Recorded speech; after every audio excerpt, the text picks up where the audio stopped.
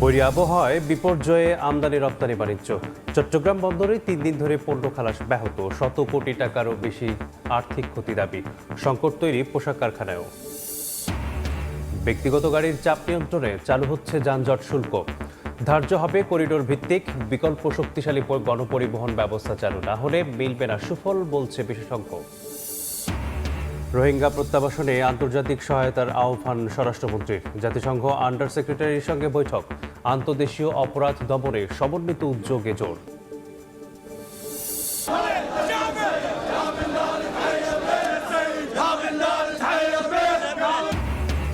Ayatollah Ali খামেনির শোকযাত্রায় ইরাকে মানুষের ঢল।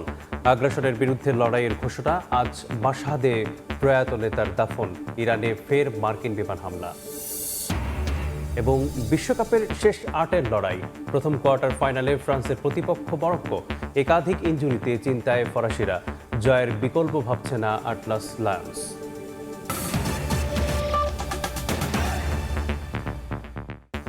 সকালের সময় সঙ্গে আছি আমি মিসবাহুল আলিফ। বৃষ্টির পাশাপাশি সাগর উত্তাল থাকায় বিপর্যয়ের কবলে দেশের আমদানি রপ্তানি বাণিজ্য। চট্টগ্রাম বন্দরের বহির্নোঙরে লাইটারেজ জাহাজ ভিড়তে না পারায় গত 3 দিনে ধরে পণ্য খালাস না করেই অলস বসে আছে 50টিরও বেশি মাদার ভেসেল, যার কারণে আর্থিক ক্ষতির পরিমাণ শত কোটি টাকারও বেশি বলে দাবি ব্যবসায়ীদের। এমনকি নগরের বিভিন্ন স্থানে জলাবদ্ধতার সৃষ্টি হওয়ায় তৈরি পোশাক কারখানাগুলোও পড়েছে নানামুখী সংকটে। সাক্ষাৎ চুপুর ক্যামেরায় বিস্তারিত জানাচ্ছেন কমল দেব।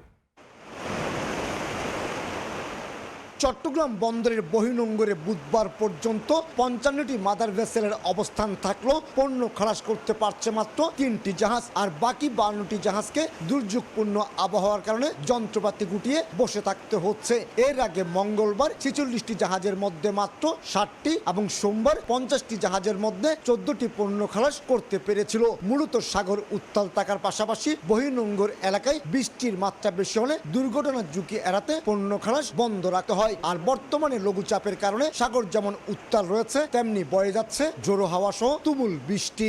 যে মালামালগুলো বৃষ্টিতে নষ্ট হয়ে যাওয়ার সম্ভাবনা আছে, যেমন খাদ্যশস্য, সার, এই ধরনের পণ্য হ্যান্ডলিং করতে গেলে নষ্ট হয়ে যায়, যার কারণে এগুলোর কার্যক্রম বিঘ্নিত হচ্ছে।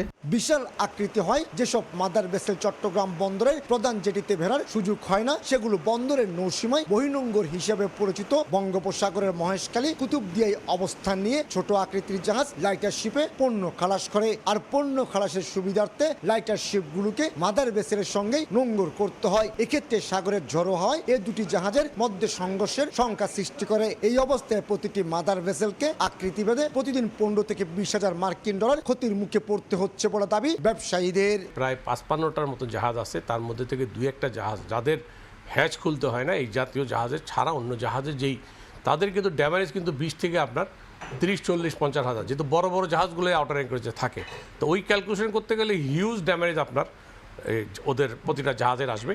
এদিকে প্রবল বর্ষণের ফলে নগর জুড়ে যে জলবদ্ধতার সৃষ্টি হয়েছে তার থেকে বাদ যাচ্ছে না বন্দর কেন্দ্রিক প্রতিষ্ঠানগুলো। সমুদ্র উপকূলবর্তী বিভিন্ন স্থানে রাখা কন্টেনারগুলোতে পানি ঢুকে যাওয়ায় আমদানি রপ্তানি পণ্য নষ্ট হওয়ার শঙ্কা সৃষ্টি হয়েছে। 3 দিনের টানা বৃষ্টিতে তৈরি পোশাক খাতকে ব্যাপক ক্ষতির মুখে পড়তে হচ্ছে বলে জানান এই বিজিএমইএ নেতা।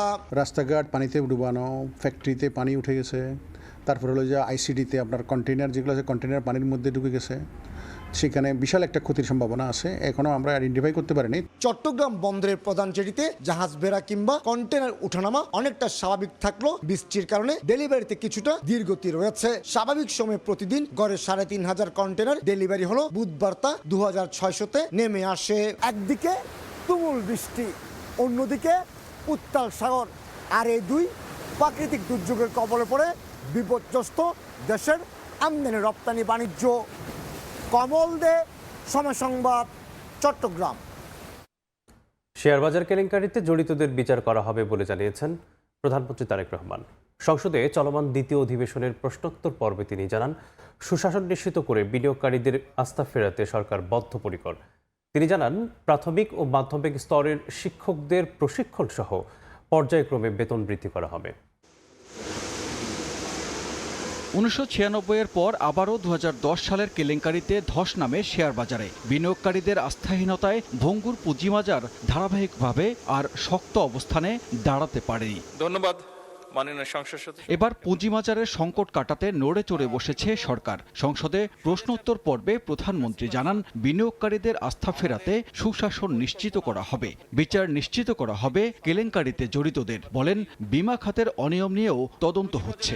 শেয়ার মার্কেটের পতন ঘটিয়ে হাজার হাজার বিনিয়োগকারীদের নিঃস্ব করার জন্য যারা দায়ী তাদের চিহ্নিত করা সহ তাদের বিরুদ্ধে আইনানুগ ব্যবস্থা গ্রহণে বর্তমান সরকার পরিকল্পনা গ্রহণ করেছে। মাননীয় স্পিকার, বর্তমান সরকার শেয়ার মার্কেটের স্থিতিশীলতা ফিরিয়ে আনা সহ বিনিয়োগকারীদের আস্থা পুনরুদ্ধারের জন্য বদ্ধপরিকর। সরকার ইতিমধ্যে বিনিয়োগকারীদের আস্থা বৃদ্ধিতে সুশাসন, স্বচ্ছতা, জবাবদিহিতা, পণ্যের বৈচিত্র্যকরণের মাধ্যমে বাজারের গভীরতা বৃদ্ধি, বিনিয়োগ শিক্ষার প্রসার ইত্যাদির মাধ্যমে উন্নত এবং টেকসই পুঁজিবাজার গঠনের উদ্যোগ গ্রহণ করেছে। আর এক প্রশ্নের জবাবে কৃষিজ উৎপাদন বাড়াতে সরকারের পদক্ষেপ তুলে ধরেন সংসদ নেতা। বর্তমান সরকার কৃষিকে সনাতনী আর শ্রমনির্ভর ব্যবস্থা থেকে বের করে নিয়ে এসে গবেষণা, আধুনিক প্রযুক্তি, উদ্ভাবন এবং যান্ত্রিকরণের মাধ্যমে একটি প্রযুক্তি নির্ভর, লাভজনক, প্রতিযোগিতামূলক এবং টেকসই খাতে রূপান্তরের লক্ষ্যে বেশ অনেকগুলো পদক্ষেপ গ্রহণ করছে। কুমিল্লা থেকে নির্বাচিত সংসদ সদস্য আবুল হাসনাতের প্রশ্নের জবাবে প্রধানমন্ত্রী বলেন, আগামী 5 বছরে শিক্ষা বাজেট 5% উন্নীত করা হবে। জানান, পর্যায়ক্রমে বেতন বাড়বে প্রাথমিক ও মাধ্যমিকের শিক্ষকদের। স্বৈরাচারের সময় শুধু বিল্ডিং হয়েছে, কিন্তু হিউম্যান রিসোর্সের কোনো উন্নতি হয় নাই। প্রাইমারি এবং সেকেন্ডারি এই শিক্ষকদেরকে যদি আমরা সঠিকভাবে ট্রেনিং দিতে না পারি, কিন্তু শুধু ট্রেনিং না, ট্রেনিংয়ের সাথে তাদেরকে তাদের সম্মানীয় যদি বৃদ্ধি করতে না পারি, তাহলে অবশ্যই আমরা প্রত্যাশা করি না যে তারা ভালো কিছু ডেলিভার করতে পারবেন। এদিকে অধিবেশন শুরুর আগেই সংসদ ভবন পরিদর্শনে আসা শিক্ষক ও শিক্ষার্থীদের সঙ্গে কুশল বিনিময় করেন প্রধানমন্ত্রী। এ সময় শিক্ষার্থীদের পড়ালেখার খোঁজ খবর নেন তিনি। দেশের সেবায় নিজেদের প্রস্তুত করতেও উৎসাহ দেন সরকার প্রধান। সানবীর রূপল, সময় সংবাদ, ঢাকা। বৃষ্টিতে চট্টগ্রামের নিচু এলাকার জলাবদ্ধতা সৃষ্টি হয়েছে। এ নিয়ে বিস্তারিত জানাতে নগরীর চকবাজার এলাকায় আছেন রিপোর্টার শফিকুল আলম। সরাসরি যাচ্ছি তার কাছে। সকাল থেকে কিছুটা গুড়ি গুড়ি বৃষ্টি হলেও কিন্তু এখন থেকে আবার মুষলধারে বৃষ্টি শুরু হয়েছে বন্দরনগরী চট্টগ্রামে। আসলে গত 5 দিন ধরে যে টানা বর্ষণ থামছে না, গত রাতে কিছুটা হলেও স্বস্তির নিঃশ্বাস ফেলেছিল নগরবাসী, কিন্তু আবারও আমরা আসলে দেখছি সেই মুষলধারে বৃষ্টি, যেটিকে আসলে প্রাকৃতিক বিপর্যয় বলা হচ্ছে। কারণ শুধু নগরীতেও নয়, চট্টগ্রামে যে জেলাগুলো রয়েছে, 3 পার্বত্য জেলা রয়েছে, কক্সবাজার রয়েছে, উত্তর এবং দক্ষিণের যে উপজেলাগুলো রয়েছে, সবখানে কিন্তু একই অবস্থা। এবং বিশেষ করে উত্তর এবং দক্ষিণ জেলায় পাহাড়ি ঢলে বিভিন্ন গ্রাম প্লাবিত হয়েছে, বিভিন্ন নদ নদীতে পানি বেড়ে গেছে। বন্দরনগরীর কথা বলতে গেলে যে আসলে যে বিভিন্ন নিচু এলাকা, বিশেষ করে চকবাজার, কাঁঠালগঞ্জ যে নিচু এলাকায় জলাবদ্ধতার সৃষ্টি হয়েছে, সেই জলাবদ্ধতার কারণে মানুষটা কিছুটা বিপাকে পড়েছেন সকাল থেকে বের হয়ে মানুষ। কারণ গতকালেও কিন্তু পানিবন্দি ছিল। যদিও সিটি কর্পোরেশন সহ যে সিরিয়া এবং নানা সংস্থার পক্ষ থেকে কিন্তু বিভিন্ন নজরদারি রাখা হচ্ছে, প্রধানমন্ত্রীর পক্ষ থেকেও কিন্তু সেই মনিটরিং করা হচ্ছে আসলে জলাবদ্ধতার কী অবস্থা। কিন্তু জলাবদ্ধতা এতটাই, অর্থাৎ পানি এতটাই বেড়ে যাচ্ছে, অর্থাৎ বৃষ্টি এতটাই বাড়ছে, যেটি গত 50 বছরের ইতিহাসকে ছাড়িয়ে গেছে। যেটি গত পরশু যেটি 412 মিলিমিটার বৃষ্টিপাত হয়েছে, যেটি গত 50 বছরে এরকম বৃষ্টিপাত হয়নি। কারণ যারা চট্টগ্রাম জলাবদ্ধতা নিয়ে যারা কাজ করে তারা বলছে 400 মিলিমিটার পর্যন্ত তার ধারণ ক্ষমতা রয়েছে, 450 মিলিমিটার পর্যন্ত। কিন্তু এর বেশি হলে কিন্তু এই সড়কগুলোতে, এই নালাগুলোতে পানির ধারণ ক্ষমতা থাকে না। সে বিষয়টি আসলে সেদিন সেনাবাহিনীর পক্ষ থেকে কিন্তু জানানো হয়েছিল। তো সব কিছু মিলিয়ে যেটি দাদা, একদিকে বন্দরেও কিন্তু গতকালকে বিভিন্ন জাহাজ বহিরঙ্গের ওঠানামা, পণ্য ওঠানামা বন্ধ রয়েছে এবং ফ্লাইটও বেশ কয়েকটি বন্ধ রেখেছে। এবং সবচেয়ে বড় উদ্বেগের বিষয়টি হচ্ছে পাহাড় ধস। অর্থাৎ পাহাড় ধসে গত 3 দিনে শুধু চট্টগ্রামে 3 জনের প্রাণহানির ঘটনা ঘটেছে, গতকাল মেহেরগঞ্জে 1 জনের ঘটনা ঘটেছে। কারণ এরকম মুষলধারে বৃষ্টি হলে যেটি বড় সমস্যা হয় সেটি হচ্ছে পাহাড় ধসের ঘটনা ঘটে। তো এই ছিল আমার কাছে চট্টগ্রামের যে জলাবদ্ধতা সর্বশেষ তথ্য। আবারও কিন্তু মুষলধারে বৃষ্টি শুরু হয়েছে। সরাসরি যুক্ত ছিলাম চিটাগং থেকে। বাংলাদেশে আশ্রয় নেওয়া রোহিঙ্গাদের দ্রুত মিয়ানমারে ফেরত পাঠাতে আন্তর্জাতিক সম্প্রদায়ের সহায়তা চেয়েছেন স্বরাষ্ট্রমন্ত্রী সালাউদ্দিন আহমেদ। জাতিসংঘ সদর দপ্তরের সংস্থার আন্ডার সেক্রেটারি জেনারেল রোজমেরি ডি কার্লোর সঙ্গে দ্বিপাক্ষিক বৈঠকে তিনি এ আহ্বান জানান। এছাড়া জাতিসংঘ পুলিশ প্রধানের সম্মেলনে অংশ নিয়ে আন্তদেশীয় অপরাধী চক্র দমনে বিশ্ব নেতৃত্বের সমন্বিত উদ্যোগের ওপর জোর দেন স্বরাষ্ট্রমন্ত্রী। যুক্তরাষ্ট্র থেকে লস্কর আল মামুনের রিপোর্ট। রোহিঙ্গা সংকট এখন বাংলাদেশের গণ্ডি পেরিয়ে আঞ্চলিক নিরাপত্তার জন্য বড় চ্যালেঞ্জ হয়ে দাঁড়িয়েছে। এই সংকটের সমাধান এবং রোহিঙ্গাদের দ্রুত নিজ দেশ মিয়ানমারে নিরাপদ প্রত্যাবাসন নিশ্চিত করতে আন্তর্জাতিক কূটনীতিতে নতুন করে জোর দিচ্ছে বাংলাদেশ। জাতিসংঘের রাজনৈতিক ও শান্তি বিনির্মাণ বিষয়ক আন্ডার সেক্রেটারি জেনারেল রোজমেরি ডি কার্লোর সঙ্গে এক গুরুত্বপূর্ণ দ্বিপাক্ষিক বৈঠক করেন স্বরাষ্ট্রমন্ত্রী সালাউদ্দিন আহমদ। বৈঠকে বিশ্ব শান্তি রক্ষা ও শান্তি বিনির্মাণে বাংলাদেশের অবস্থান তুলে ধরার পাশাপাশি রোহিঙ্গাদের মিয়ানমারে ফেরাতে জাতিসংঘ সহ আন্তর্জাতিক সম্প্রদায়ের কাছ থেকে আরও জোরালো দৃশ্যমান পদক্ষেপের আহ্বান জানান তিনি। Your Excellency, Under Secretary General for Department of Peace Operations. Rohingya সংকটের পাশাপাশি বৈশ্বিক অপরাধের পরিবর্তিত ধরন নিয়ে জাতিসংঘে কথা বলেন স্বরাষ্ট্রমন্ত্রী। পঞ্চম United Nations chiefs of police summit বা ইউএন কপস 2026 এ অংশ নিয়ে তিনি বলেন, প্রযুক্তির দ্রুত বিকাশ ও অপরাধী চক্রগুলোর আন্তদেশীয় নেটওয়ার্কের কারণে প্রথাগত পুলিশিং ব্যবস্থার আমূল পরিবর্তন ও আধুনিকায়ন এখন সময়ের দাবি। As we look to the future of the United Nations policing, one reality is clear. Tomorrow's challenges cannot be addressed with yesterday's capabilities. We must invest in highly skilled personnel, specialized expertise, and innovative approaches to remain effective in an increasingly interconnected world.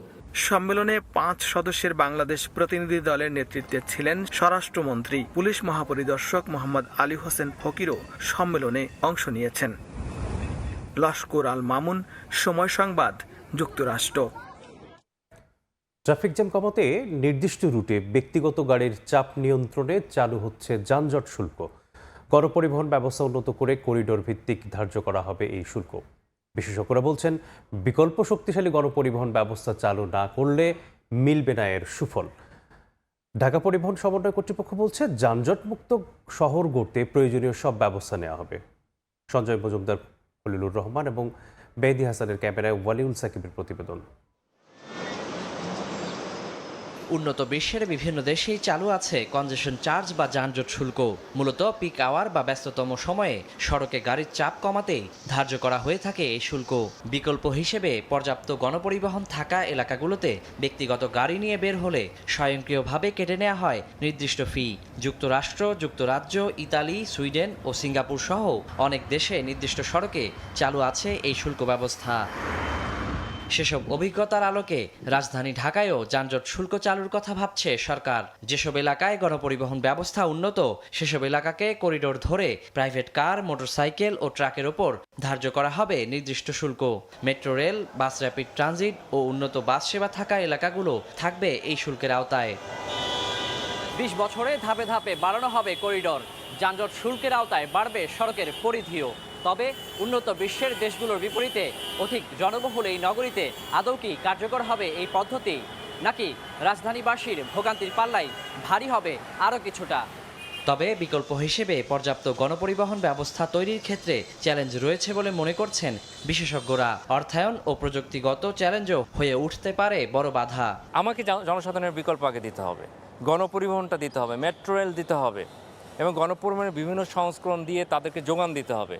এবং শুধু যোগান দিলে হবে না, আমি সড়ক থেকে সবাইকে যদি গণপরিবহনে নিতে চাই, তাহলে গণপরিবহনের ওই ক্যাপাসিটিও থাকতে হবে। ট্রাকের যে বিষয়টা এসেছে, সেখানে আমি মনে করি এটা অনেকটা প্রহসন হিসাবে আমি দেখছি। কারণ ট্রাকের বিকল্প ফ্রেইট ট্রান্সপোর্ট, আমার বিকল্প কি আছে? আমি তো সামনে কিছু দেখছি না। ঢাকা পরিবহন সমন্বয় কর্তৃপক্ষ বলছে, যানজট মুক্ত রাজধানী গড়তে সরকারের সবগুলো সংস্থা মিলে সর্বাত্মক চেষ্টা করবে। বিকল্প হিসেবে গড়ে তোলা হবে শক্তিশালী গণপরিবহন ব্যবস্থা। আমরা 20 বছর মেয়াদী একটা পরিকল্পনা করেছি ঢাকা নগরী, মহানগরী এবং এর চারপাশকে যানজট মুক্ত করার জন্য। এই এমআরটি লাইনগুলো MRT 1 থেকে 6 পর্যন্ত। এই পর্যায়ক্রমে এগুলো যখন করব, কিছু কিছু করিডোরে পর্যায়ক্রমে আমরা পৃথিবীর অন্য দেশের মতো আমরা একটি ডিজিটাল একটি চার্জিংয়ের ব্যবস্থা আমরা করব। এই মুহূর্তে আমরা কোন রোড করিডোরে কত টাকা নিব এটা কিন্তু আমরা এখনো নির্ধারণ করতে পারিনি। অর্থায়ন সহ সব বাধা উতরে প্রকল্পটি দ্রুত আলোর মুখ দেখবে বলে আশাবাদী ডিটিসিএ। সবার সাথে মিলে আমরা স্বপ্ন দেখছি। ওয়ালিউল সাকিব, সময় সংবাদ, ঢাকা। সকালের সময় আরও থাকছে। 17 বছর স্কুলে না এসেও সরকারি বেতন তুলছেন নড়াইলের এক শিক্ষক। প্রতিষ্ঠানের কারসাজিতেই জালিয়াতির অভিযোগ, তদন্ত করে ব্যবস্থা নেওয়ার আশ্বাস শিক্ষা কর্মকর্তার। সংকটে থাকা ব্যাংকগুলোকে এখন পর্যন্ত ৭৬,০০০ কোটি টাকা তারল্য সহায়তা দিয়েছে বাংলাদেশ ব্যাংক। এতে সাময়িক স্বস্তি ফিরলেও দীর্ঘমেয়াদে আর্থিক শৃঙ্খলা নিশ্চিত না হওয়া, দুর্বল কর্পোরেট সুশাসন এবং ঝুঁকিপূর্ণ ঋণের মতো মৌলিক সমস্যাকে চ্যালেঞ্জ হিসেবে দেখছেন অর্থনীতিবিদরা। বাংলাদেশ ব্যাংক বলছে, খেলাপি ঋণ কমাতে পুরো তফসিল থেকে সম্পদ উদ্ধারে কঠোর নজরদারিতে রয়েছে ব্যাংকগুলো। Cilia সুলতানার report. আওয়ামী আমলে ব্যাংকগুলোকে 17,250 কোটি টাকা তারল্য সহায়তা দেয়া হয়। অন্তর্বর্তীকালীন সরকারের সময় সহায়তা দেয়া হয় 51,000 কোটি টাকা। সবশেষ ফেব্রুয়ারিতে ঈদে গ্রাহকদের টাকা তোলার চাপ কমাতে 1,000 কোটি টাকা জরুরি সহায়তা পায় ন্যাশনাল ব্যাংক। সম্প্রতি ইসলামী ব্যাংকে দেয়া হয় 13,000 কোটি টাকা। এখন পর্যন্ত বিভিন্ন ব্যাংকে জরুরি তারল্য সহায়তা 76,000 কোটি টাকার বেশি। এই তারল্য সহায়তা দিয়ে ব্যাংকগুলো গ্রাহকদের অর্থ উত্তোলনের চাপ সামাল দিতে, দৈনন্দিন লেনদেন চালু রাখতে এবং আন্তঃব্যাংক দায় পরিশোধে সক্ষম হয়েছে। অর্থনীতিবিদরা সতর্ক করে বলছেন, শুধুমাত্র তারল্য সহায়তা দিয়ে গ্রাহক চাপ সামাল দিলেও ব্যাংক খাতের দীর্ঘমেয়াদী সমস্যা সমাধান সম্ভব নয়। প্রায় 20 থেকে 22টা ব্যাংকে আপনার ক্যাপিটাল শর্টফল। তো ক্যাপিটাল শর্টফল যদি থাকে, আপনার যদি তারল্য সম্ভাবনা থাকে, আপনার তো ব্যাংক হিসেবে বেঁচে থাকার কোনো অধিকারই নেই। যেমন ডেভেলপ কান্ট্রিতে ওরা যে ব্যাংকিং সুপারভিশন করে, ওরা at the end of the day তারা দুইটা জিনিস দেখে, whether you are running capital shortfall এবং whether you are running liquidity shortfall. Liquidity shortfall, capital shortfall থাকলে তারা বন্ধ করে দেয়। তো আমাদের দেশে এরকম শক্ত সুপারভিশনে যাওয়া যাবে। এদিকে তারল্য সহায়তার পাশাপাশি ব্যাংকগুলোর খেলাপি ঋণ আদায়ে পুনঃতফসিল, রাইট অফ বা মন্দ ঋণ হিসেবে তালিকাভুক্তিকরণ এবং প্রয়োজনে ব্যাংকের সম্পদ উদ্ধারে মামলার পথে হাঁটার নির্দেশ কেন্দ্রীয় ব্যাংকের। কি পরিমাণ ঋণ রাইট অফ করেছে, রাইট অফ যেগুলো করেছে সেগুলোর মামলার নিষ্পত্তি কোন দিকে যাচ্ছে, ব্যাংক কি প্রয়োজনীয় পদক্ষেপ নিচ্ছে কিনা, রাইট অফ সেখান থেকে কিছু আদায় হচ্ছে কিনা, নতুন করে ভালো ঋণ আবার খেলাপির দিকে যাচ্ছে কিনা। লোন তো অ্যাসেট হচ্ছে ব্যাংকের, এই অ্যাসেটের কোয়ালিটি ঠিক রাখার দায়িত্ব কিন্তু আলটিমেটলি ব্যাংকের। সংশ্লিষ্টরা মনে করছেন, স্বল্প মেয়াদে স্বস্তি দিলেও দুর্বল ব্যাংক পুনর্গঠনে জোর দিয়ে আর্থিক খাতে সুশাসন প্রতিষ্ঠা এবং শৃঙ্খলা নিশ্চিত আস্থাশীল করবে আমানতকারী ও বিনিয়োগকারীদের। সিলিয়া সুলতানা, সময় সংবাদ, ঢাকা। বাগেরহাটে বেড়েছে ডেঙ্গু সংক্রমণ, প্রতিনিয়ত রোগী ভর্তি হচ্ছে হাসপাতালে। ডেঙ্গুর সর্বশেষ পরিস্থিতি জানাতে বাগেরহাট জেলা হাসপাতালে আছেন সহকর্মী আলী আকবর টুটুল। সরাসরি যাচ্ছি তার কাছে। বাগেরহাটে গত 2 মাস ধরে আসলে ডেঙ্গুর সংক্রমণ বেড়েই চলছে। বাগেরহাটের সবচেয়ে ডেঞ্জার জোন যদি বলি, যে বাগেরহাট সদরের পাশে এবং কচু উপজেলাতে আসলে বিভিন্ন ইউনিয়নে কিন্তু এই ডেঙ্গুর সংক্রমণ ছড়িয়ে পড়ছে, যার ফলে কিন্তু এখানে শিশু থেকে নারী পুরুষ নানা বয়সী মানুষ এখানে ভর্তি হচ্ছে এবং তারা কিন্তু চিকিৎসা নিচ্ছে। গত কয়েকদিনের সংখ্যা আসলে বেড়েই চলছে। এর মধ্যে আসলে চিকিৎসকরাও আসলে হতাশার মধ্যে পড়েছে। এখানে জেলা প্রশাসন, উপজেলা প্রশাসন রয়েছে, তারাও এই বিষয়টাকে খুবই গুরুত্ব দিচ্ছে এবং তারা কিন্তু সচেতনতার বিকল্প নেই, সেই বার্তা তারা পৌঁছে দিচ্ছে। তবে একেবারে প্রত্যন্ত এলাকার কিন্তু এবং দরিদ্র পীড়িত মানুষ কিন্তু এখানে এই চিকিৎসা দিতে এসে আসলে অনেক কিছু বেগ পেতে হচ্ছে, কারণ এখানে সিট সংকুলন না হওয়ার কারণে অনেকে মেঝেতে চিকিৎসা নিচ্ছেন এবং অনেকে আবার বলছেন যে এখানে কিন্তু পর্যাপ্ত ওষুধ না থাকার কারণে বাইরে থেকে কিনতে হচ্ছে। তবে এই মৌসুমটা আসলে খুবই ঝুঁকিপূর্ণ, এর কারণে আসলে এই এডিস মশার সংক্রমণটা বৃদ্ধি পাওয়ার কারণে এটা ঘটছে এমনটাই বলছেন। তবে চিকিৎসকরা বলছেন অসচেতনতাকে দায়ী করছেন তারা, কারণ এলাকার মানুষ আসলে তারা কিন্তু প্রথমে জ্বরে যে আক্রান্ত হওয়ার পরে তারা পরীক্ষা নিরীক্ষা না করেই গ্রামে থাকার কারণে কিন্তু এই সংক্রমণটা বাড়ছে। তারা যদি এরকম সংক্রমণের শনাক্ত করতো তাহলে সংখ্যা বাড়তো না, এমনটাই কিন্তু জানিয়েছে। তারপরও তারা চিকিৎসা দিয়ে যাচ্ছেন এবং সাধ্য মতন, এবং এখানে যারা চিকিৎসক সংকটও রয়েছে, পাশাপাশি ওষুধ সংকটও রয়েছে, তারা কিন্তু জানিয়েছেন। তবে তারপরও এ পর্যন্ত কিন্তু প্রায় 300 130 জন ডেঙ্গু রোগী এবং চিকিৎসা করেছেন এখানকার। এবং আজকে যদি বলি যে বাগেরহাটের জেলা হাসপাতালের যে ডেঙ্গু ওয়ার্ডটি রয়েছে সেই ওয়ার্ডে কিন্তু 26 জন আসলে নারী পুরুষ এবং শিশু রোগী এখানে ভর্তি রয়েছে, যার ফলে তাদের ভিতরে এক ধরনের উদ্বেগও রয়েছে, যার কারণে আসলে ওই এলাকাটাকে সকলের দিকে একটু সচেতনতা বাড়াবার জন্য এবং তারা যাতে ডেঙ্গু থেকে মুক্ত হয় সেই জায়গাটা থেকে কাজ করার জন্য তারা আহ্বান জানিয়েছেন বারবার। এবং স্থানীয়ভাবে পরিষ্কার পরিচ্ছন্নতা থাকা এবং ডেঙ্গু যে রোগে আক্রান্ত এই রোগীদেরকে আরও বেশি সতর্ক হওয়ার জন্য তারা কিন্তু বলেছেন। এই ছিল আমার কাছে বাগেরহাট জেলা হাসপাতালের ডেঙ্গু সবশেষ পরিস্থিতি। সরাসরি যুক্ত ছিলাম বাগেরহাট থেকে।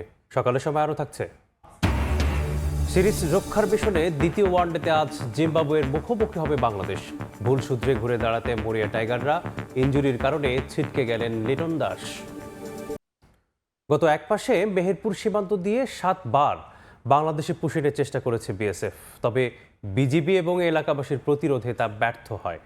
সীমান্ত সংলগ্ন ক্ষেতে পাটসহ উঁচু আকৃতির ফসল চাষের কারণে অবৈধ যাতায়াত বন্ধ করা যাচ্ছে না বলে জানায় এলাকাবাসী। তবে উঁচু ফসল চাষে নিরুৎসাহিত করতে ব্যবস্থা নেওয়ার কথা জানায় বিজিবি। ফয়সাল হোসেনের ছবিতে বেনিয়ামিনের রিপোর্ট।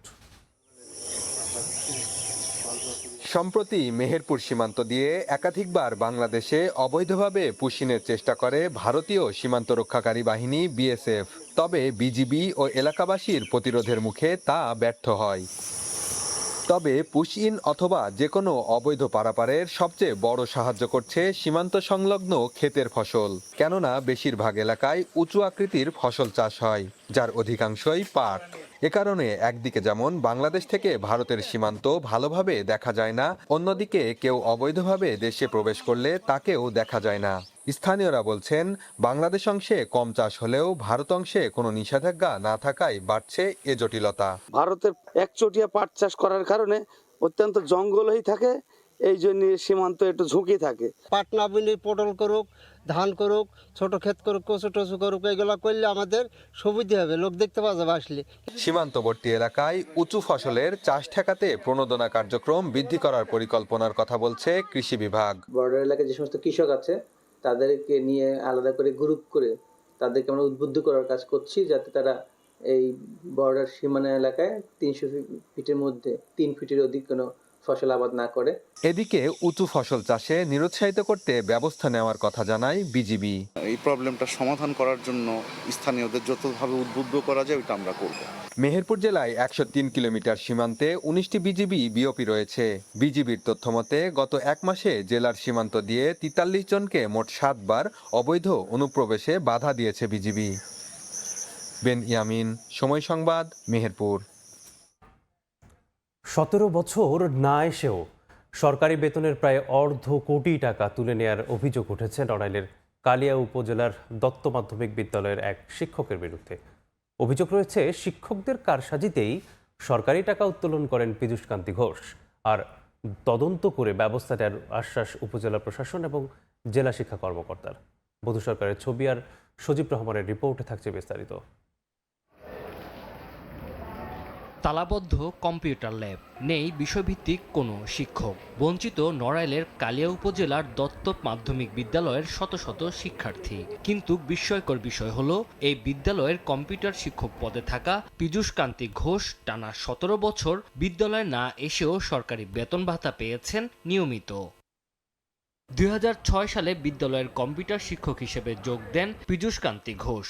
অভিযোগ, 2009 সালের পর আর বিদ্যালয়ে আসেননি, অথচ এমপিওভুক্ত শিক্ষক হিসাবে 17 বছর ধরে সরকারি বেতন ভাতার প্রায় অর্ধ কোটি টাকা তার ব্যাংক হিসাবে জমা হয়েছে।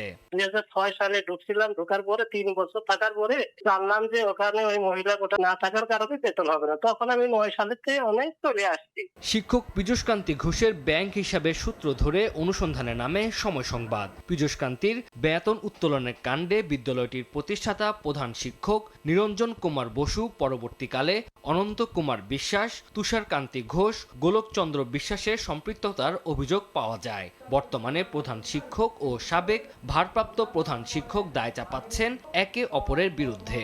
ইএফটিতে যখন বেতন চালু হয় তারটা আমি হার্ড কপিতে করে নাই, এবং অন্য মাধ্যম দিয়ে হয়তো আমাদের প্রধান শিক্ষক অন্য কারো মাধ্যম দিয়ে পাসওয়ার্ড যেভাবে নিয়ে হয়তো তিনি ঢোকান। না, তাহলে এখানে দায়ভার তো আপনার। আমার উপর, হ্যাঁ। এই গোলকচন্দ্র বিশ্বাস ভারপ্রাপ্ত প্রধান শিক্ষক থেকে উনি আবার বেতন 24 নভেম্বরের 24 থেকে 24 সালের নভেম্বর থেকে উনি আবার এই বেতন চালু করেন। এই যে তার প্রপার ডকুমেন্টস, এবং উনি পরপর 3 তাকে আবার সাময়িক সাসপেন্ড করায়ও এই বেতন উনি ঢুকায় যাচ্ছেন। সেই ধারাবাহিকতায় আমি এসে তার বেতন 3 মাস ঢুকাইছি। এদিকে অভিযোগ গুরুত্বের সঙ্গে তদন্তের আশ্বাস দিয়েছে উপজেলা প্রশাসন ও জেলা শিক্ষা কর্মকর্তা। ঘটনা কিছুটা সত্যতা পেয়েছে, আমরা ইতিমধ্যে ঊর্ধ্বতন কর্তৃপক্ষকে বিষয়টা জানিয়েছি এবং আশা করি প্রয়োজনে আইনগত ব্যবস্থা গ্রহণ করা যাবে। সংঘবদ্ধ চক্রের মাধ্যমেই এই টাকাগুলো উত্তোলিত হয়েছে। তো আমি আশা করব যে খুব দ্রুত এই তদন্ত কমিটি করে যে ব্যবস্থাটি হয় সেটি আমি ব্যবস্থা নেব। 1984 সালে প্রতিষ্ঠিত দত্ত মাধ্যমিক বিদ্যালয়টি পরের বছরই এমপিওভুক্ত হয়। বর্তমানে এখানে প্রায় 401 জন শিক্ষার্থী পড়াশোনা করছে। সময় সংবাদ, নড়াইল। সাতক্ষীরার একটি সরকারি প্রাথমিক বিদ্যালয়ের জীর্ণ দশায় ভোগান্তির শেষ নেই শিক্ষার্থীদের। ঝুঁকিপূর্ণ হওয়ায় ভবনের বাইরে খোলা আকাশে অস্থায়ীভাবে বেঞ্চ বসিয়ে চলছে পাঠদান। দ্রুত সমস্যা সমাধানের দাবি শিক্ষার্থী এবং শিক্ষকদের। সংস্কারের জন্য ইতিমধ্যেই মন্ত্রণালয়ে চিঠি পাঠিয়েছে শিক্ষা কর্মকর্তা। মমতাজ আহমেদ বাপির তথ্য এবং সাগর হোসেনের তোলা ছবি নিয়ে রিপোর্ট। বিদ্যালয়ের বিভিন্ন অংশে ফাটল, খসে পড়েছে পলেস্তরা। সাতক্ষীরা তালা উপজেলার গুরন গোয়ালপোতা সরকারি প্রাথমিক বিদ্যালয়ের বেহাল অবস্থা। পিলারের বড় ধরনের ফাটল দেখা দেওয়ায় ঝুঁকিপূর্ণ হয়ে উঠেছে। গত 1.5 মাসে অন্তত 3 বার প্লাস্টার খসে পড়ে 2 শিক্ষার্থী আহত হয়েছে। এরপর থেকে শিক্ষার্থীরা শ্রেণীকক্ষে ঢুকতে চায় না। বাধ্য হয়ে খোলা আকাশের নিচে চলছে শিক্ষার্থীদের পাঠদান। ভবনটি খসে পড়ছে, এর জন্য আমরা বাইরে গাছগাছালির নিচে ক্লাস করছি। আর বর্ষা হলে আমরা ক্লাস করতে পারি না, আর আমাদের স্কুল বন্ধ হয়ে যায়। তবে সেখানেও রয়েছে বিপত্তি। রোদ বৃষ্টিতে ব্যাহত হয় পাঠদান কার্যক্রম। প্রচন্ড গরমে রোদ বৃষ্টিতে এখানে ক্লাস নেওয়া খুব একটা সংকটময়। আমরা আমাদের পাঠদান যথাযথভাবে করতে পারছি না। আগে আমাদের একটা অস্থায়ী ভবন, তারপরে সঙ্গে সঙ্গে একটা স্থায়ী ভবন দ্রুত নির্মাণে আমরা এই শিক্ষা বান্ধব সরকারের কাছে আমরা আবেদন করছি। বিদ্যালয়টি দ্রুত সংস্কারের জন্য শিক্ষা অধিদপ্তর ও মন্ত্রণালয়ে চিঠি পাঠিয়েছে স্থানীয় কর্মকর্তা। ডিবি 5 থেকে হয়তো এখানে নতুন ভবন হবে, আর আপাতত এডুকেশন ইন এমার্জেন্সি খাত থেকে বরাদ্দ পেলে সেখানে আমরা অস্থায়ী একটি গৃহ নির্মাণের পরিকল্পনা রয়েছে আমাদের। জেলা শিক্ষা অফিসের তথ্য মতে সাতক্ষীরায় 1095টি প্রাথমিক বিদ্যালয়ের মধ্যে 308টি জরাজীর্ণ। এর মধ্যে 50টি ভবন পাঠদানের অযোগ্য। সময় সংবাদ, সাতক্ষীরা। প্রায় 25 বছর ধরে স্টেশনকেই নিজের ঘর বানিয়ে বেঁচেছিলেন বাক প্রতিবন্ধী বুবি। তবে নরসিংদীর মেথিকান্দা সেই স্টেশনে আর দেখা যাবে না সবার পরিচিত সেই মুখটি। সঞ্চয়ের টাকা রক্ষা করতে গিয়ে দুর্বৃত্তের শিকার হন তিনি। কয়েকদিন মৃত্যুর সঙ্গে লড়াই শেষে না ফেরার দেশে পাড়ি জমিয়েছেন বুবি। তার মৃত্যু ঘিরে শোক আর ক্ষোভে ফুঁসছে স্থানীয়রা। সামাজিক যোগাযোগ মাধ্যমে উঠে এসেছে বিচারের দাবি। মেথিকান্দা রেল স্টেশনের প্ল্যাটফর্মে আর দেখা যাবে না সেই নীরব মুখটিকে। প্রায় 25 বছর ধরে এই স্টেশনে ছিল বাক প্রতিবন্ধী বুবির ঘর। এই প্ল্যাটফর্মে ছিল তার পৃথিবী। শৌচাগার পরিষ্কার করা, প্ল্যাটফর্ম ঝাড়ু দেওয়া আর মানুষের দেয়া বকশিসে চলত জীবন। অল্প অল্প করে জমানো প্রায় 40,000 টাকায় হয়ে উঠেছিল তার শেষ সম্বল। গত শনিবার গভীর রাতে সেই সম্বলই কেড়ে নিতে তার কক্ষে ঢুকে পড়ে দুর্বৃত্তরা। টাকা দিতে অস্বীকৃতি জানালে চলে নির্মম নির্যাতন। গুরুতর আহত অবস্থায় উদ্ধার করে হাসপাতালে ভর্তি করা হয় তাকে। কয়েকদিন মৃত্যুর সঙ্গে লড়াই করে মঙ্গলবার দিবাগত রাতে নরসিংদী সদর হাসপাতালে নেয়ার পথে অ্যাম্বুলেন্সে শেষ নিঃশ্বাস ত্যাগ করেন তিনি। বুবির মৃত্যুর খবর ছড়িয়ে পড়তে এলাকায় নেমে আসে শোকের ছায়া। বিচারের দাবি সর্বস্তরের মানুষের পক্ষ থেকে। স্টেশনের মধ্যে যে পরিচ্ছন্নতা কর্মী ছিলেন বয়স্ক বৃদ্ধা, তার উপর অমানসিক নির্যাতন করে তার যে সঞ্চিত অর্থ লুট করে নিয়ে যায় কে বা কাহারা, এবং তার এই আঘাতের পরে তিনি গতকালকে রাত্রে মারা যান। আমরা তার আত্মার মাগফিরাত কামনা করছি। গলায় দাগ আছে, চোখের দুই পাশে দাগ আছে।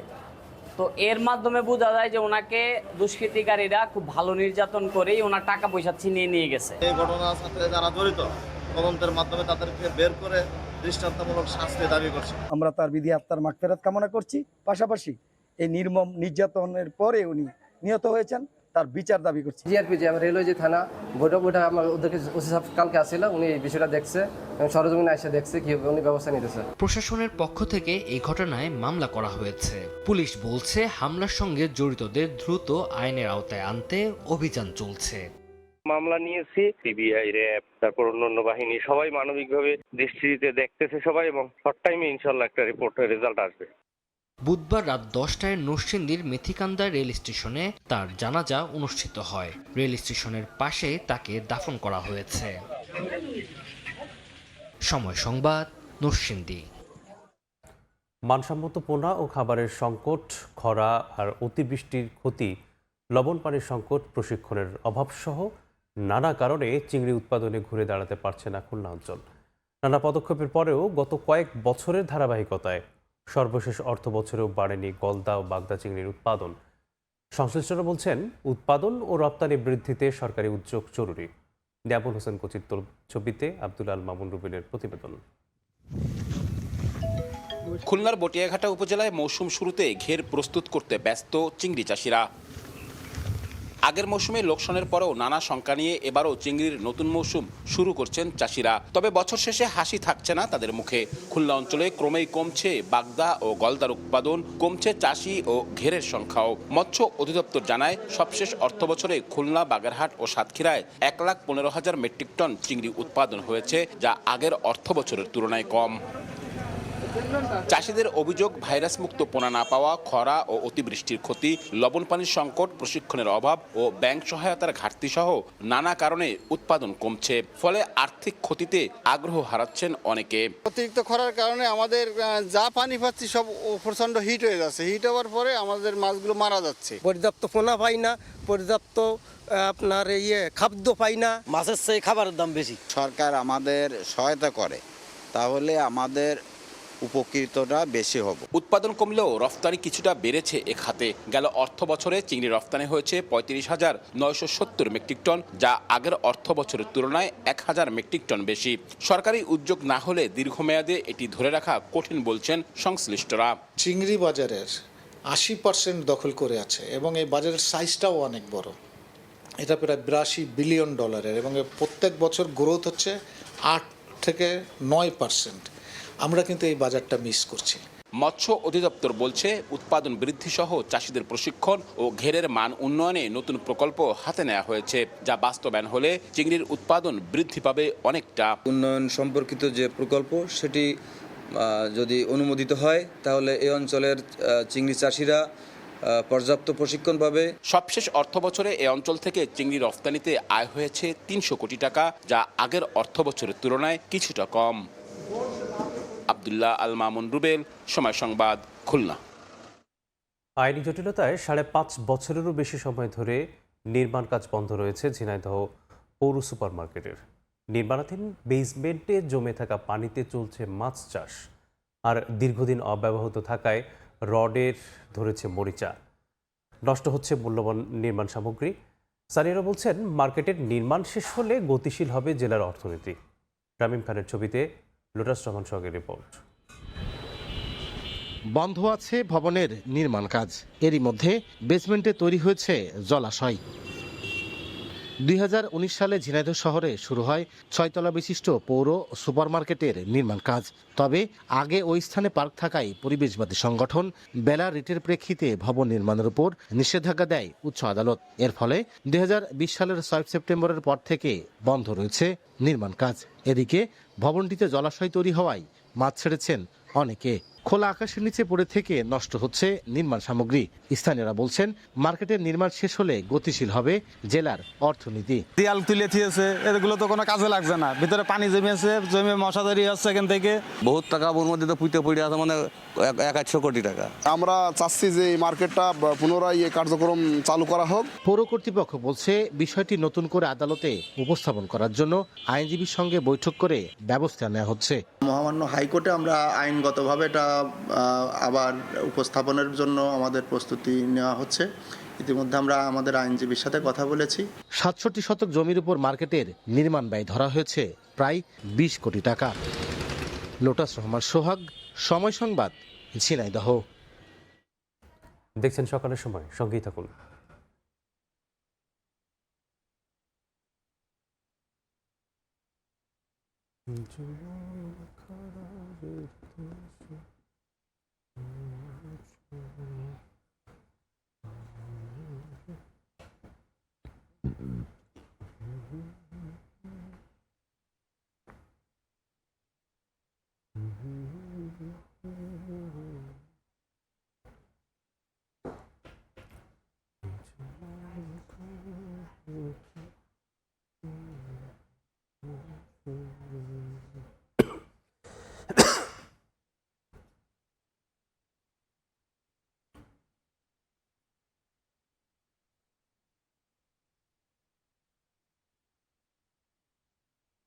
দেখছেন সকালের সময়। এবার দেশের বাইরের খবর। ইরানের প্রয়াত সর্বোচ্চ নেতা আয়াতুল্লাহ আলী খামেনির শোকযাত্রাকে কেন্দ্র করে ইরাকের রাজপথে মানুষের ঢল নেমেছে। কারবালার পবিত্র মাটিতে লাখো মানুষের উপস্থিতির পাশাপাশি বৈরুতের শোকসভাতেও প্রতিধ্বনিত হয়েছে প্রতিরোধ অক্ষের হুঙ্কার। আগ্রাসন বিরোধীদের বিরুদ্ধে লড়াই চালিয়ে যাওয়ার ঘোষণা দিয়েছেন হিজবুল্লাহ প্রধান নাইম কাসেম। আজ ইরানের মাশহাদ শহরে দাফন করা হবে খামেনিকে। ইরানে শুরু হওয়া রাষ্ট্রীয় শোকযাত্রার অংশ হিসেবে আয়াতুল্লাহ আলী খামেনির মরদেহ বহনকারী কফিন পৌঁছায় ইরাকের নাজাফ ও কারবালায়। বুধবার রাতে কারবালায় খামেনির কফিন নিয়ে যাওয়ার সময় ইরাকি ও ইরানি পতাকা হাতে ঢল নামে হাজারো মানুষের। সেখানে উপস্থিত জনতা খামেনিকে স্মরণ করেন যুক্তরাষ্ট্র ও ইসরায়েলের আগ্রাসনের বিরুদ্ধে লড়াই করা এক আপোষহীন নেতা হিসেবে। ইরাকের গণ্ডি পেরিয়ে খামেনি নিহতের শোকের আবহ ছড়িয়ে পড়েছে লেবাননেও। বৈরুতের দক্ষিণাঞ্চলীয় শহরতলিতে বিশাল জনতা সমবেত হয়ে প্রয়াত এই নেতার প্রতি গভীর শ্রদ্ধা নিবেদন করেন। এই শোক সমাবেশ চলাকালীন এক টেলিভিশন ভাষণে হিজবুল্লাহ প্রধান নাইম কাসেম সাফ জানিয়েছেন, ইরান যুক্তরাষ্ট্র সমঝোতার পথেই তারা অবিচল থাকবেন এবং প্রতিরোধ যুদ্ধ শেষ করার ইসরায়েলি পরিকল্পনা যে কোনো মূল্যে নস্যাৎ করা হবে। এদিকে বৃহস্পতিবার ইরানের অন্যতম পবিত্র ধর্মীয় নগরী মাশহাদে চূড়ান্ত জানাজা শেষে দাফন করা হবে খামেনিকে। ফারহাদ চৌধুরী, সময় সংবাদ। ইরানে টানা দ্বিতীয় দিনের মতো বিমান হামলা চালিয়েছে যুক্তরাষ্ট্র। বন্দর আব্বাস, চাবাহার ও বুশেহর সহ দেশটির দক্ষিণাঞ্চলীয় বেশ কয়েকটি শহরে শক্তিশালী বিস্ফোরণের খবর পাওয়া গেছে। ওয়াশিংটনের এমন আগ্রাসনকে দ্বিপাক্ষিক সমঝোতা চুক্তির চরম লঙ্ঘন বলে আখ্যা দিয়েছে তেহরান। একই সঙ্গে কুয়েত ও বাহরাইনে মার্কিন স্থাপনায় পাল্টা আঘাতের দাবি করছে আইআরজিসি। যদিও মার্কিন প্রেসিডেন্ট ডোনাল্ড ট্রাম্প জানিয়েছেন, ইরানের সঙ্গে পূর্ণমাত্রার যুদ্ধ শুরুর পরিকল্পনা তার নেই। হরমুজ প্রণালীতে বাণিজ্যিক জাহাজে ইরান আক্রমণ চালিয়েছে এমন অভিযোগের জেরে দেশটিতে আবারও হামলা চালিয়েছে মার্কিন সেনারা। বন্দর আব্বাস, সিরিক, কোনারাক ও চাবাহার সহ বেশ কয়েকটি প্রধান শহরে একের পর এক শক্তিশালী বিস্ফোরণের শব্দ শোনা গেছে। পরিস্থিতি মোকাবিলায় বন্দর আব্বাস ও বুশেহর প্রদেশে সক্রিয় করা হয়েছে বিমান প্রতিরক্ষা ব্যবস্থা। ভারী বোমাবর্ষণের জেরে চাবাহার সহ কিছু এলাকার বিদ্যুৎ সংযোগ সম্পূর্ণ বিচ্ছিন্ন হয়ে পড়ে। হঠাৎ করেই ওয়াশিংটনের এই হামলাকে সমঝোতা স্মারকের চরম লঙ্ঘন বলে তীব্র নিন্দা জানিয়েছে ইরানের পররাষ্ট্র মন্ত্রণালয়। তেহরানের অভিযোগ, কূটনৈতিক আলোচনার পিঠে ছুরি মেরে মার্কিন প্রশাসন শুধু সামরিক উস্কানি বাড়ায়নি, বরং ইরানের বিরুদ্ধে অর্থনৈতিক যুদ্ধও শুরু করেছে। এই বিপজ্জনক সংঘাতের সব দায় যুক্তরাষ্ট্রকেই নিতে হবে বলে হুঁশিয়ারি দিয়েছেন ইরানের পররাষ্ট্রমন্ত্রী আব্বাস আরাকচি। একই সাথে মধ্যস্থতাকারী দেশ পাকিস্তানও গভীর উদ্বেগ প্রকাশ করে দুই পক্ষকেই সংযম দেখানোর আহ্বান জানিয়েছে। হুঁশিয়ারি উচ্চারণ করে মার্কিন প্রেসিডেন্ট ডোনাল্ড ট্রাম্প বলেছেন, ইরানের বিমান প্রতিরক্ষা ব্যবস্থা এবং বর্তমান নেতৃত্বকে একদিনেই গুড়িয়ে দেওয়া হয়েছে এবং তারা হামলা চালালে মার্কিন বাহিনী 10 গুণ বেশি শক্তিশালী আঘাত করবে। ট্রাম্প আরও দাবি করেন, তিনি এখন ইরানিদের 1 নম্বর target. And you know what? I may be gone too, because I'm their number one target. It's out all over the place. I'm their number one because they're scum. That's the way they act, and that's the way they've done it for 47 years. এদিকে মার্কিন vice president JD Vance সাফ জানিয়েছেন, Iran যদি Hormuz প্রণালী বন্ধের চেষ্টা করে তবে মার্কিন সামরিক বাহিনী আরও কঠোর জবাব দেবে। ফারহাদ চৌধুরী, সময় সংবাদ। দেখছেন সকালের সময়, সঙ্গেই থাকুন। দেখছেন সকালের সময়। খেলার খবর। কাতার বিশ্বকাপের তুলনায় মরক্কো এখন অনেকটাই শক্তিশালী। তাদের বিপক্ষে কোয়ার্টার ফাইনালে জেতা চ্যালেঞ্জিং হবে বলে মনে করেন ফরাসি স্ট্রাইকার ফিলিপ মতেতা। বৃহস্পতিবার রাতে বোস্টনে দ্য অ্যাটলাস লায়ন্সের বিপক্ষে নামার আগে সতর্ক ফ্রান্সের ফুটবলাররা। সেমিফাইনালে ওঠার পেছনে কোনো ভুল করতে চায় না ফরাসিরা। এদিকে মরক্কো ম্যাচের আগে একাধিক ফুটবলারের ইনজুরিতে চিন্তায় ফ্রান্স। মাইকেল অলিসের কার্ড সমস্যা সমাধানে ফিফার কাছে আপিল করেছে দেশটির ফুটবল ফেডারেশন। বিশ্বকাপের কোয়ার্টার ফাইনালে উত্তাপ ছড়াচ্ছে ফ্রান্স মরক্কো ম্যাচ। আল বাইদ স্টেডিয়ামে 2022 সালের কাতার বিশ্বকাপের সেমিফাইনালেও দেখা হয়েছিল দু দলের। সেবার ফরাসিদের কাছে 2-0 গোলে হেরে বিদায় নিয়েছিল দ্য অ্যাটলাস লায়ন্স। তবে এবার আগেভাগেই দেখা হচ্ছে দু দলের। সময়ের স্রোতে পরিপক্ক আশরাফ হাকিমিদের মরক্কো। বিশ্বকাপের ব্রাজিলের গ্রুপে থেকেও দাপটের সঙ্গে এ পর্যন্ত এসেছে তারা। রাউন্ড অফ 32-তে নেদারল্যান্ডস, শীর্ষ 16তে কানাডার যাত্রা থামানো মরক্কোকে নিয়ে কোয়ার্টার ফাইনালে সতর্ক ফ্রান্স। আফ্রিকার পরাশক্তিদের বিপক্ষে ম্যাচের আগে ইনজুরি ও কার্ড সমস্যায় চিন্তায় রাতের ঘুম হারাম ফরাসিদের। স্বস্তির খবর বলতে শুধু মার্কাস থুরামের অনুশীলনে ফেরা। ডাক্তারের চোটে ভোগা অরেলিয়ে চুয়ামেরি এখনও আছেন চিকিৎসকদের পর্যবেক্ষণে। মাইকেল ওলিসের হলুদ কার্ডের সমস্যার সমাধানে ফিফার কাছে আপিল করেছে 2018 সালের চ্যাম্পিয়নরা। প্রতিবন্ধকতার মাঝেই ম্যাচ জয়ের লক্ষ্য ফ্রান্সের। মরক্কোর ম্যাচগুলো পর্যালোচনা করে ছক কষছেন ফুটবলাররা। বর্তমান মরক্কো দলটাকে আপনার সমীহ না করে উপায় নেই। কাতার বিশ্বকাপের সময় ওরা যেমন ছিল, 4 বছর পর ওরা আরো শক্তিশালী, আরো গোছালো। ফিফা র্যাঙ্কিংয়েও 6 নম্বরে আছে। আমরা তাদের সমীহ করছি, তবে আমরা ম্যাচটা জিততে চাই, নয়তো আমাদের বিশ্বকাপের যাত্রা থেমে যাবে ওদের কাছে হেরে। কানাডার বিপক্ষে মরক্কোর শুরুটা কিছুটা কঠিন ছিল, কিন্তু তারা সেই প্রতিকূল পরিস্থিতি সামলে নিয়ে কোনো গোল হজম করেনি। নিজেদের আধিপত্যের সময়গুলো কাজে লাগিয়ে পাওয়া সুযোগগুলো গোলে পরিণত করেছে। সুতরাং এই দলটিকে আমাদের সত্যিই গুরুত্বের সঙ্গে নিতে হবে। আমরা জানি এটি খুব কঠিন ম্যাচ হতে চলেছে। আমরা খেলাটি জিতে পরবর্তী রাউন্ডে যাওয়ার জন্য সম্ভাব্য সেরা উপায়ে খেলার চেষ্টা করব। প্যারাগুয়ের বিপক্ষে ম্যাচের পর দেশটির সিনেটরের বর্ণবাদী আচরণের শিকার হয়েছেন কিলিয়ান এমবাপ্পে। এ ঘটনার রেশ সামলে নিয়ে মরক্কো ম্যাচের জন্য ভালোভাবে প্রস্তুতি নিচ্ছেন ফরাসি স্ট্রাইকার। সতীর্থরাও তাকে সব ধরনের সহায়তা দিচ্ছেন বলে জানান রিসার। পারভিন আক্তার, সময় সংবাদ। বিশ্বকাপের নকআউট পর্বের উত্তেজনা এখন তুঙ্গে। সেরা 16র লড়াই শেষে চূড়ান্ত হয়ে গেছে কোয়ার্টার ফাইনালের লাইন আপ। বাছাই হয়ে গেছে শেষ 8 দল। নির্ধারিত হয়েছে ভেন্যু আর সময়, যেখানে ফ্রান্স মরক্কো ছাড়া উত্তেজনা ছড়াচ্ছে 2 ইউরোপীয় জায়ান্ট স্পেন এবং বেলজিয়ামের মতো লড়াই। যদিও সবার আগ্রহের কেন্দ্রবিন্দু এখন আর্জেন্টিনা সুইজারল্যান্ড ম্যাচকে ঘিরেই। আসছে 3 দিনে 4টি হাই ভোল্টেজ লড়াই দেখতে যাচ্ছেন ফুটবল প্রেমীরা। বিশ্বকাপের সেমিফাইনালের টিকিট পেতে কারা এগিয়ে যাবে পরের রাউন্ডে, তারই ফয়সালা হবে এই কোয়ার্টার ফাইনালে। কোয়ার্টার ফাইনালের প্রথম লড়াইয়ে মুখোমুখি হচ্ছে ফ্রান্স মরক্কো। ম্যাচটি অনুষ্ঠিত হবে ফক্সব্রোর বস্টন স্টেডিয়ামে। বাংলাদেশ সময় 10 জুলাই ভোর 2টায় শুরু হবে এই ম্যাচ। কিলিয়ান এমবাপ্পের ফ্রান্সের বিপক্ষে এবার আফ্রিকার প্রতিনিধি মরক্কো, যারা টানা দ্বিতীয়বার পা রাখল কোয়ার্টার ফাইনালে।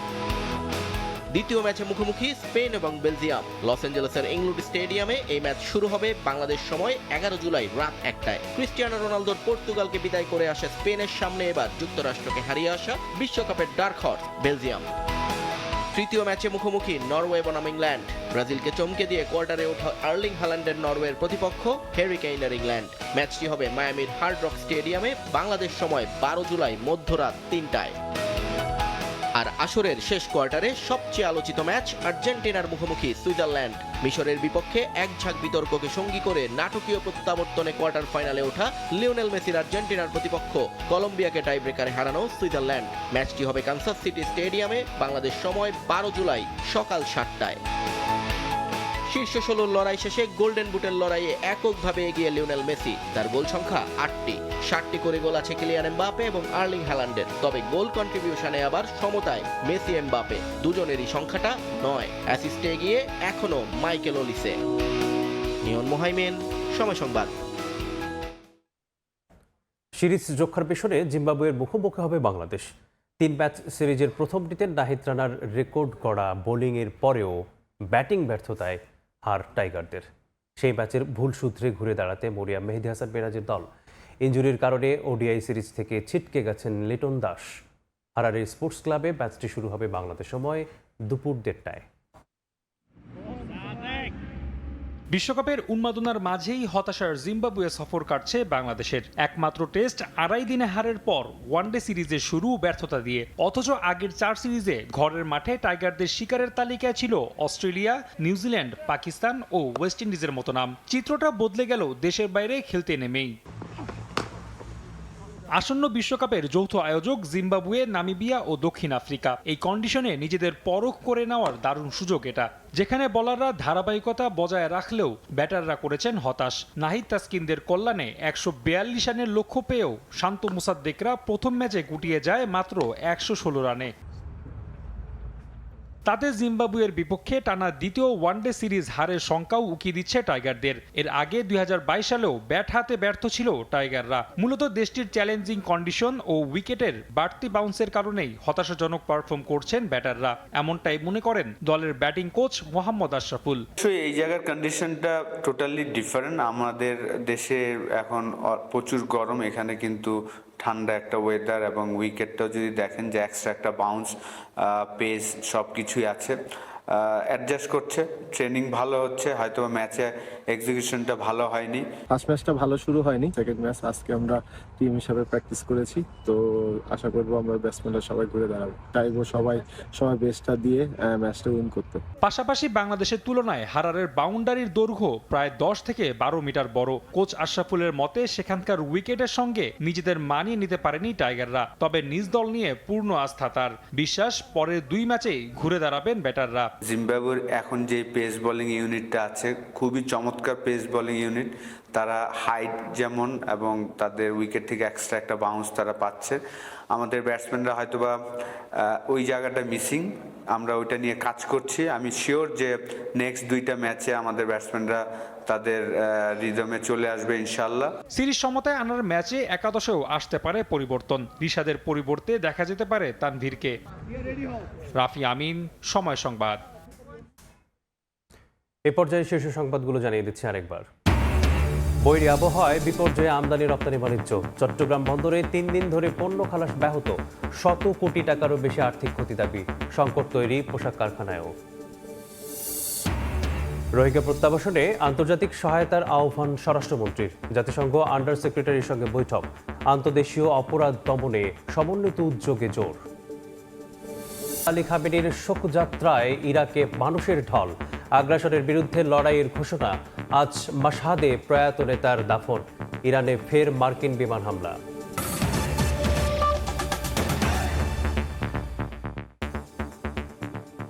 এই ছিল সকালের সময়। দর্শক, বিশ্বকাপ ফুটবলের মহাযজ্ঞ সরাসরি সম্প্রচার করছে সময় টেলিভিশন। দেখতে চোখ রাখুন সময়ের পর্দায়। এরপর আন্তর্জাতিক সময়ের সঙ্গে থাকবেন জিন্নাতারা জশোয়া। মেজবা, আপনাকে ধন্যবাদ। আন্তর্জাতিক সময় নিয়ে আসছি কিছুক্ষণ পর, সঙ্গেই থাকুন সময়ের।